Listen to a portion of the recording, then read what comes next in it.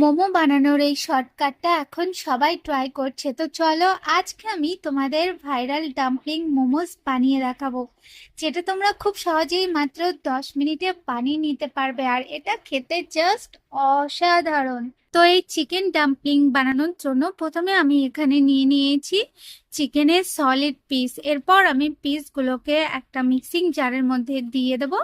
তারপর আমি এটাকে ভালো করে একটু ম্যাশ করে এটার কিমা বানিয়ে নিতে হবে। এরপর ওই কিমাটাকে একটা বোলের মধ্যে রেখে দিয়ে তারপর এখানে আমি চপারের মধ্যে দিয়ে দেবো কয়েকটা রসুনের কোয়া। এখানে 7-8টার মতন রসুন কোয়া নিয়ে নিয়েছি, আর একটা গোটা পেঁয়াজ, ওর মধ্যে 1 ইঞ্চির মতন আদা আর কয়েকটা কাঁচা লঙ্কা দিয়ে এটাকে ভালো করে আমি চপিং করে নেবো। তো এই যে দেখো আমার চপিং করা হয়ে গেছে। চপিং করা হয়ে গেলে এরপর আমি এই সব কিছুকে, যে চিকেন কিমাটা ছিল সেই চিকেন কিমাটার মধ্যে দিয়ে দেবো।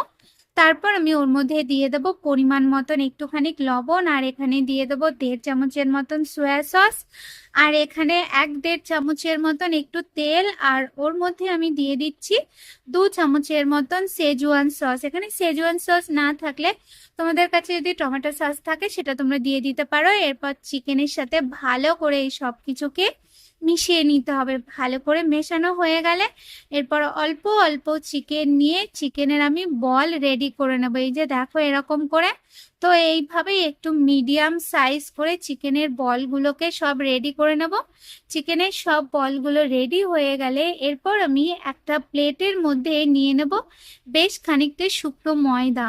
শুকনো ময়দা নিয়ে এরপর যে চিকেনের বলগুলো ছিল সেইগুলো ময়দার মধ্যে দিয়ে তারপর ভালো করে এইভাবে থালাটাকে নাড়িয়ে নিয়ে ময়দার কোটিং করে নিতে হবে চিকেন বলগুলোর ওপরে। এরপর আমি চিকেনগুলোকে এইভাবে একটা ছাঁকনির মধ্যে নিয়ে তারপরে আমি জলের মধ্যে এভাবে হালকা করে একটু ডুবিয়ে তারপর আমি এই চিকেনের বলগুলোকে আবার আমি শুকনো ময়দার মধ্যে দিয়ে দেব।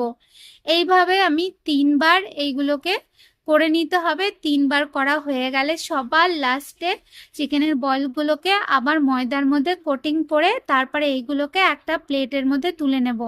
এই যে দেখো ঠিক এইরকম 3বার কিন্তু অবশ্যই করে নেবে, ওরকম জলের মধ্যে ডুবিয়ে তারপর ময়দার কোটিং, তারপর লাস্টের বার ময়দার কোটিং করে তারপরে এখানে দেখো আমি জল গরম বসিয়ে দিয়েছি, আর ওর মধ্যে দিয়ে দিয়েছিলাম একটু তেল। তারপর জলটা ভালো করে একটু গরম হয়ে গেলে, মানে জলটা যখন একটু ফুটে উঠবে, তখন আমি এরকম একটা ঝাঁঝরি হাতার মধ্যেই এরকম আমি যে মোমোগুলো ছিল সেই মোমোগুলোকে এইভাবে রেখে তারপরে এইগুলোকে 2 থেকে 3 মিনিটের মতন একটু ভালো মতন সেদ্ধ করে নেব। 2-3 মিনিট কি 4 মিনিটই লাগবে। তো তার মধ্যেই দেখবে এগুলো ভালো মতন সেদ্ধ হয়ে গেছে।